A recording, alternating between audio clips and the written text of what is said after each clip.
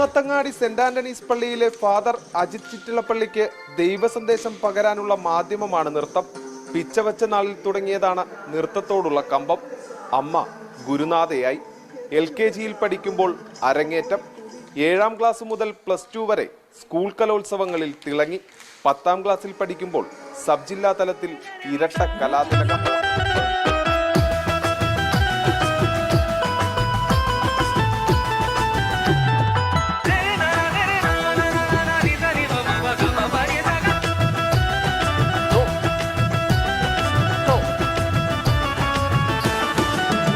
Nursing പഠനം പൂർത്തിയാക്കി ലണ്ടനിലേക്ക് പോകാൻ വിസ കാത്തിരിക്കുമ്പോഴാണ് ദൈവവിളി ഉണ്ടായത്.